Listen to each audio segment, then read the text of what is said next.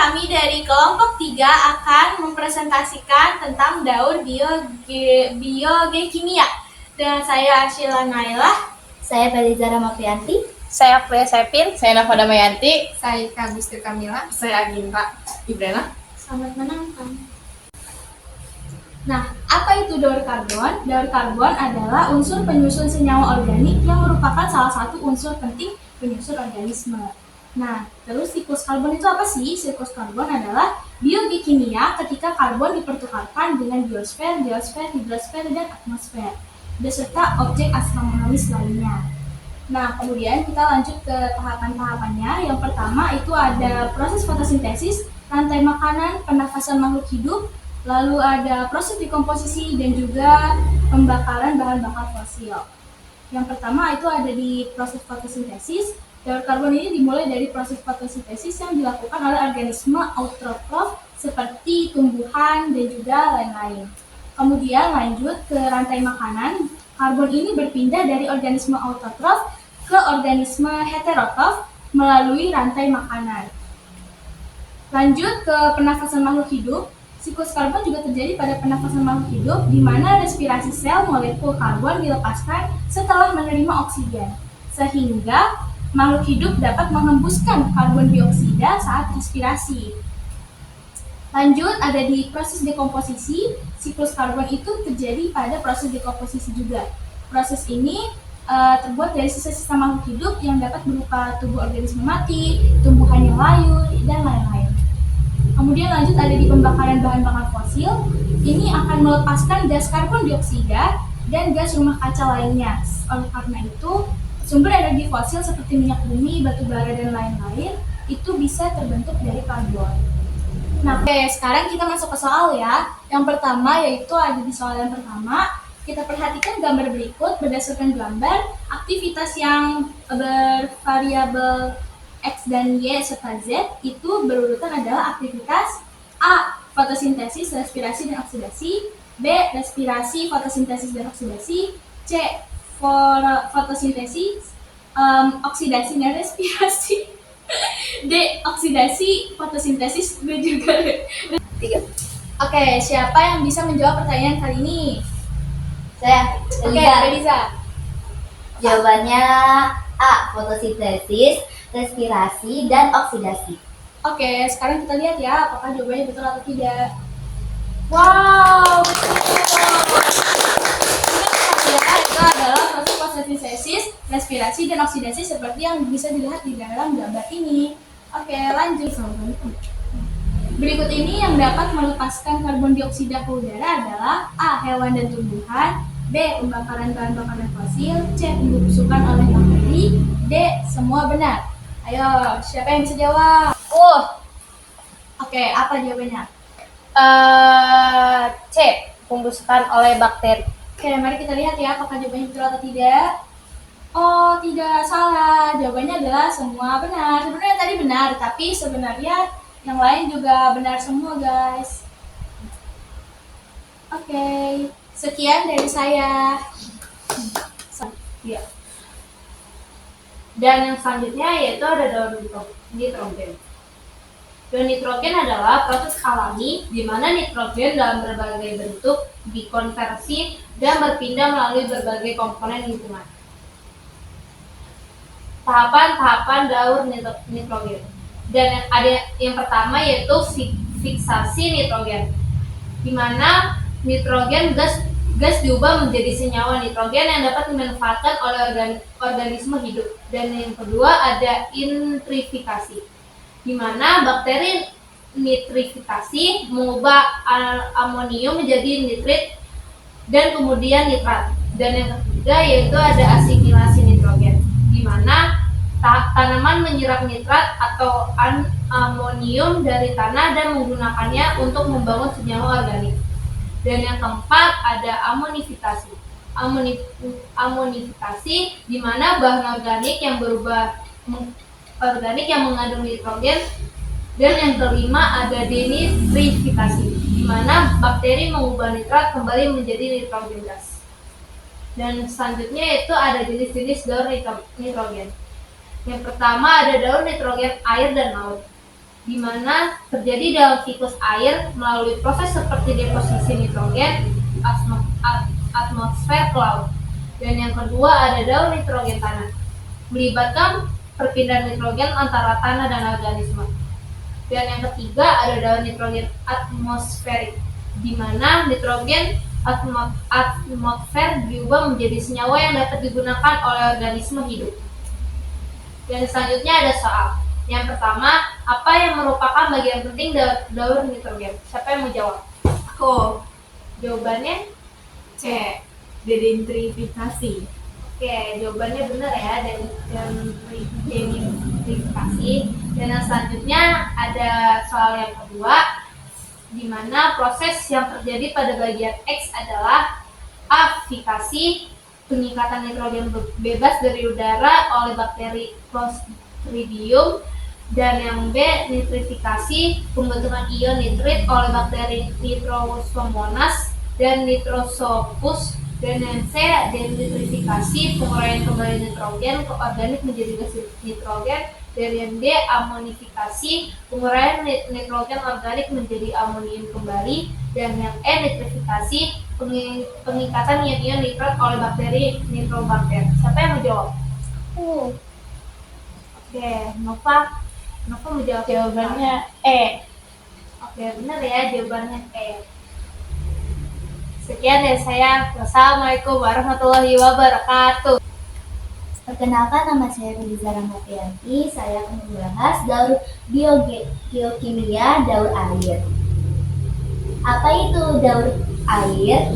Siklus air atau siklus hidrologi menggambarkan pergerakan molekul air dari permukaan bumi ke atmosfer dan kembali lagi. Dalam sistem ini, energi matahari memiliki peran besar dalam siklus yang terjadi secara terus-menerus. Tahapan siklus air. Yang pertama, evaporasi. Tahapan pertama siklus air terjadi ketika energi matahari menyebabkan air dan lautan, sungai, dan danau menguap ke atmosfer. 2. Kondensasi. Kondensasi adalah proses perubahan air dari gas menjadi cair, atau kita kenal dengan istilah pengembunan, yang merupakan kebalikan dari evaporasi atau penguapan. 3. Presipitasi. Ketika awan jenuh dan tetesan air, presipitasi terjadi. Presipitasi dapat berupa hujan, salju, hujan es, atau pengumuman beku. Air hujan ke permukaan bumi dan lantas mengisi sungai, danau, dan akhirnya ke lautan. 4. Infiltrasi. Sebagian air yang mencapai ke permukaan bumi akan meresap ke dalam tanah melalui proses yang disebut infiltrasi.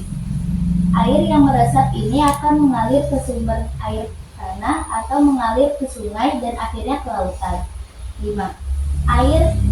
Aliran permukaan. Air yang tidak meresap ke dalam tanah akan mengalir ke permukaan bumi. Air di dalam permukaan ini kemudian membentuk aliran sungai, danau, dan waduk. 6. Transpirasi. Proses tumbuhan menyerap air melalui akar dan pengeluaran uap air melalui stomata dan daun disebut transpirasi. Proses ini membantu mempertahankan keseimbangan siklus air. Macam-macam siklus air. Siklus air pendek diawali dari evaporasi air laut ke atmosfer. Pada ketinggian tertentu, uap air akan mengalami kondensasi yang akan membentuk awan. Awan yang tak mampu menahan beban air akan mengalami presipitasi dan terjadi hujan, sehingga air jatuh kembali ke laut. Siklus sedang. Sedangkan ketika air laut menguap, yang membedakan dalam siklus sedang uap, air akan terbawa oleh angin menuju daratan. Di ketinggian tertentu, uap air mengalami proses kondensasi menjadi awan. Siklus panjang diawali dengan evaporasi dan kondensasi air laut. Awan yang terbentuk dibawa oleh angin ke tempat yang lebih tinggi di daerah daratan. Nah, awan yang terbentuk tadi bergabung dengan uap air yang berasal dari evaporasi, danau dan sungai, serta transpirasi tumbuhan. Kita masuk ke soal yang pertama. Proses perputaran air disebut sebagai siklus air, daur air, atau siklus A. Biologi, B. Tropologi, C. Geologi, D. Hidrologi, E. Topologi. Jawabannya, ada yang bisa jawab? Saya. Ya, Jawabannya D. Hidrologi. mari kita lihat. Ya, jawabannya hidrologi. Siklus hidrologi adalah siklus air yang tidak pernah berhenti dari atmosfer ke bumi dan kembali lagi ke atmosfer. Selanjutnya, 2. Air di laut, sungai, danau, waduk mengalami penguapan karena sinar matahari disebut A. Kondensasi, B. Evaporasi, C. Presipitasi, D. Transpirasi, E. transisi. Saya. Ya, boleh. Gravitasi C. Jawabannya salah. Jawabannya evaporasi. Ya, sekian dari saya. Assalamualaikum warahmatullahi wabarakatuh. Selanjutnya kita masuk ke daur oksigen. Pengertian daur oksigen. Daur oksigen adalah proses alami di mana oksigen bergerak melalui lingkungan dalam siklus tertentu. Ulang-ulang salah. Ya. Pengertian daur oksigen. Daur oksigen adalah proses alami di mana oksigen bergerak melalui lingkungan dalam siklus tertentu. Dimulai dari produksi oksigen oleh tumbuhan melalui fotosintesis, kemudian diambil oleh organisme lain untuk respirasi, dan akhirnya kembali ke lingkungan melalui dekomposisi bahan organik atau pembakaran. Ini merupakan proses penting dalam menjaga keseimbangan ekosistem dan memastikan ketersediaan oksigen yang cukup bagi kehidupan. Selanjutnya itu ada tahapan daur oksigen. Itu ada proses reduksi oksigen, juga dikenal sebagai siklus oksigen atau siklus biokimia oksigen. Adalah proses di mana oksigen berpindah melalui lingkungan biologis dan fisik termasuk atmosfer, litosfer, hidrosfer, dan biosfer. Proses daur oksigen yang pertama ada fotosintesis. Proses ini di mana tumbuhan alga dan beberapa bakteri menggunakan energi matahari untuk mengubah air dan karbon dioksida menjadi glukosa dan oksigen. Yang kedua ada respirasi. Organisme termasuk manusia, hewan, dan mikroorganisme mengambil oksigen dari udara atau air dan menggunakan untuk mengoksidasi makanan organik dalam proses respirasi, menghasilkan energi dan karbon dioksida sebagai produk sampingan. Yang ketiga ada oksidasi biologis. Beberapa proses biologis seperti dekomposisi bahan anorganik oleh bakteri dan fungsi juga melepaskan karbon dioksida dan menggunakan oksigen. Yang keempat ada oksidasi anorganik. Proses oksidasi anorganik seperti pembakaran bahan bakar fosil oleh manusia juga melepaskan oksigen ke atmosfer meskipun jumlahnya lebih kecil daripada yang dihasilkan oleh fotosintesis. Manfaat daur oksigen yaitu mendukung keseimbangan ekosistem. Seperti daur oksigen berperan dalam menjaga keseimbangan ekosistem karena oksigen diperlukan oleh berbagai organisme untuk bertahan hidup. Ya, yang kedua ada mendukung aktivitas industri dan manufaktur. Oksigen digunakan dalam berbagai industri dan proses manufaktur seperti dalam produksi besi, baja, dan kimia. Yang ketiga adalah menjaga kualitas air. Proses oksidasi di dalam air membantu menjaga kualitas air dan mendukung kehidupan akuatik. Dan yang terakhir adalah menyediakan bahan baku untuk produksi ozon. Oksigen merupakan bahan baku penting dalam produksi ozon yang digunakan dalam berbagai aplikasi seperti pengelolaan air dan perlindungan di lingkungan.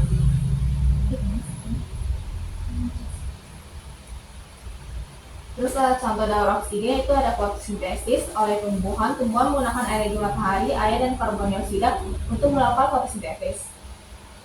Yang kedua ada konsumsi oksigen oleh hewan termasuk manusia mengambil oksigen dari udara melalui pernapasan atau respirasi. Oksigen ini kemudian digunakan oleh sel-sel tubuh. Yang ketiga ada penghasilan karbon dioksida selama proses respirasi. Hewan menghasilkan karbon dioksida sebagai produk sampingan yang kemudian dilepaskan ke udara. Selanjutnya kita masuk ke soal yang pertama ada proses terjadinya pada bagian yang ditunjukkan oleh angka 1 adalah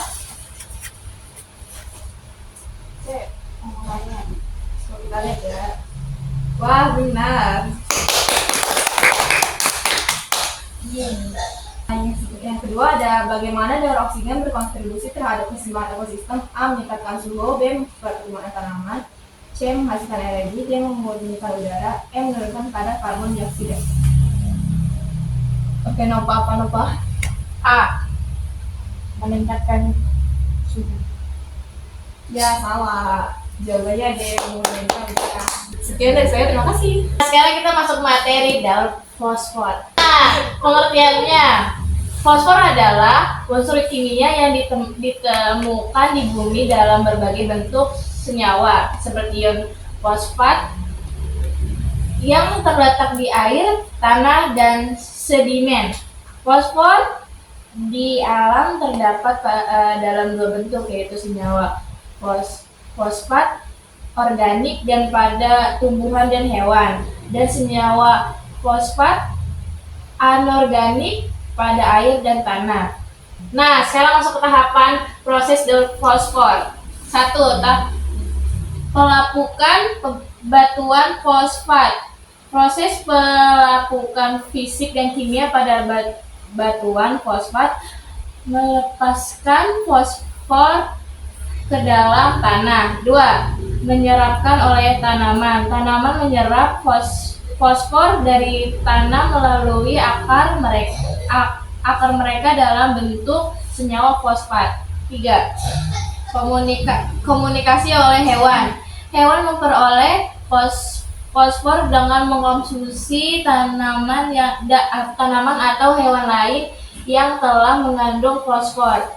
Nah, yang keempat adalah ekskresi. Hewan mengeluarkan fosfor melalui kotoran mereka, yang kemudian dapat kembali ke tanah sebagai sumber fosfor. Dan salah pertama, perhatikan gambar tersebut, perhatikan ya. Pada daur tersebut yang berperan dalam mengubah fosfor organik menjadi fosfat anorganik adalah A. Hewan. B. Dekomposer. C. Manusia. D. Tumbuhan. Dan E. Detritivore. Apa jawabannya? Ya. Kasihlah. Dekomposer. Nah, jawabannya adalah B. Dekomposer. Betul. Selanjutnya adalah daur fosfor merupakan salah satu daur biogeokimia. Dan soal kedua, apa yang dimaksud dengan daur fosfor? A. Proses pemutaran fosfor dalam ekosistem. B. Proses pembentukan fosfor dalam tanah. C. Proses penggunaan fosfor oleh tumbuhan. D. Proses penyerapan fosfor oleh hewan. E. Proses pembentukan fosfor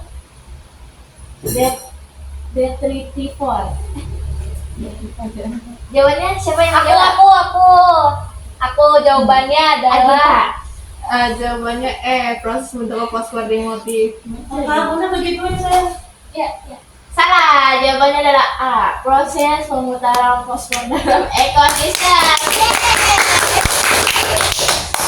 boleh nggak digeser? Selanjutnya ada daur sulfur.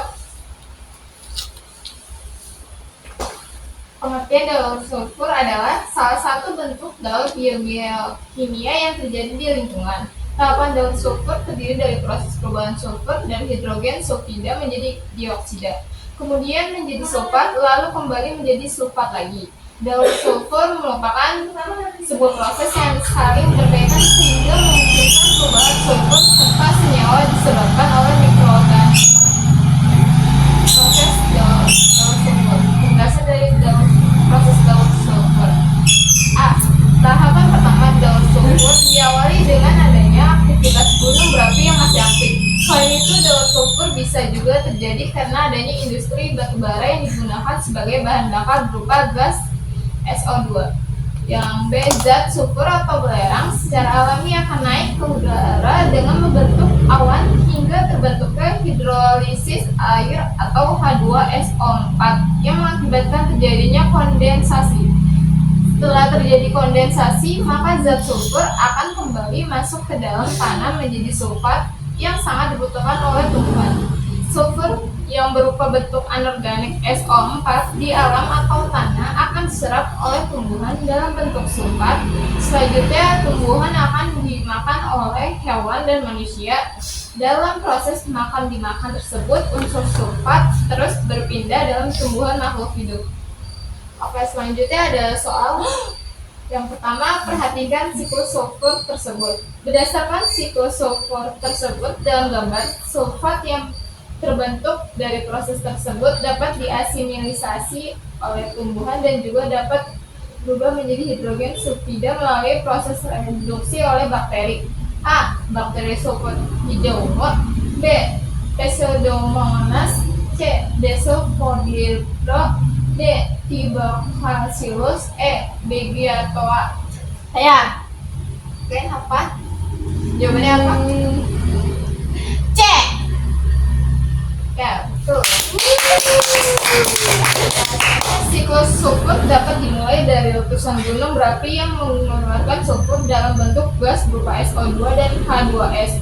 Gas tersebut akan bergabung dengan titik-titik air di atmosfer dan membentuk asam sulfat H2SO4. Saat mulai jenuh, hujan asam akan terjadi dan asam sulfat akan terserap ke tanah. Selanjutnya, asam sulfat akan diasimilisasi oleh tumbuhan dalam bentuk sulfur dan masuk ke sistem rantai. Yang kedua ada gambar skema daun sulfur.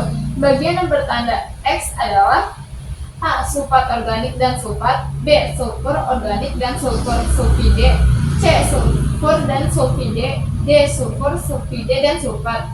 E. Sulfat dan sulfur sulfide. Ada yang bisa jawab? Saya. Itu semuanya. Oke, silakan. B. Coba ya. Wow. Sekian dari saya. Terima kasih. Sekian dari kelompok kami. Wassalamualaikum warahmatullahi